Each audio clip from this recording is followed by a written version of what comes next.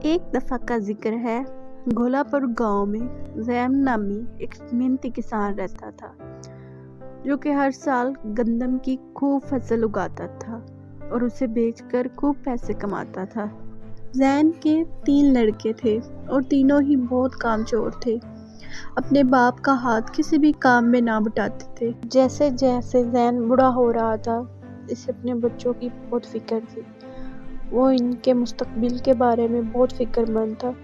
ایک دن اچانک کسان بیمار ہو جاتا ہے اور اسے نزدیکی اسپتال میں لے جاتے ہیں۔ وہاں اس کے تینوں بیٹے موجود ہوتے ہیں۔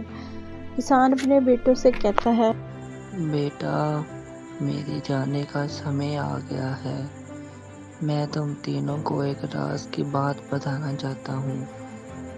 اپنے کھیت میں نے خزانہ چھپایا ہے اور میرے مرنے کے بعد اس کی کھدائی کرنا اور اس خزانے کو حاصل کر لینا۔ ابا جان، آپ یہ کیسی باتیں کر رہے ہیں؟ آپ کو کچھ نہیں ہوگا۔ بدر بیٹا، اپنے بھائیوں کا ابو تو آپ ہمیں کیسے چھوڑ کر جا سکتے ہیں؟ After 3 months ابا کا گزرے 3 منتھ ہو گئے ہیں۔ اب ہمارے پاس پیسے بھی نہیں ہیں۔ کیوں نہ اس خزانے کو ڈھونڈا جائے جو ابا نے ہمیں بتایا تھا۔ تینوں بھائی کھیت میں پہنچ گئے اور خزانے کی تلاش کے لیے سارا کھیت کھودنے لگے اور بہت سارا کھیت کھودنے کے بعد یہاں پر تو کچھ بھی نہیں ہے، چلو گھر چلتے ہیں۔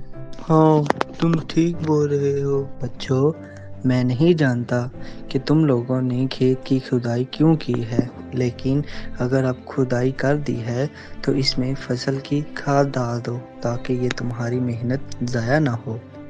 اور وہ پڑوسی کی بات مان کر کھیت میں کھاد ڈال دیتے ہیں اور گھر چلے جاتے ہیں واپس۔ کچھ دنوں بعد پڑوسی ان کے گھر آتا ہے اور بتاتا ہے کہ تمہارے کھیت میں بہت زیادہ فصل اگ رہی ہے، اور وہ وہاں جا کر بہت خوش ہوتے ہیں اور واپس آ کر اپنے پڑوسی سے کہتے ہیں، آپ کا بہت شکریہ۔ اگر اس دن آپ ہمیں یہ مشورہ نہ دیتے تو آج ہمارا کھیت ایسے نہیں ہونا تھا۔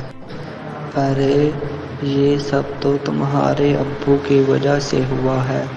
جب ان کی طبیعت خراب تھی تو انہوں نے مجھ سے کہا کہ میرے مرنے کے بعد جب میرے بچے کھیت کی کھدائی کریں گے تو انہیں یہ مشورہ دینا۔ میں نے تو بس وہی کیا۔ تب ان کو سمجھ آ جاتی ہے کہ ان کے والد ان سے کیا کہنا چاہتے تھے اور وہ خزانہ کون سا تھا۔ محنت ہمیشہ رنگ لاتی ہے۔ جادو کے ذریعے خواب حقیقت نہیں بنتا، یہ پسینہ، عزم اور محنت لیتا ہے۔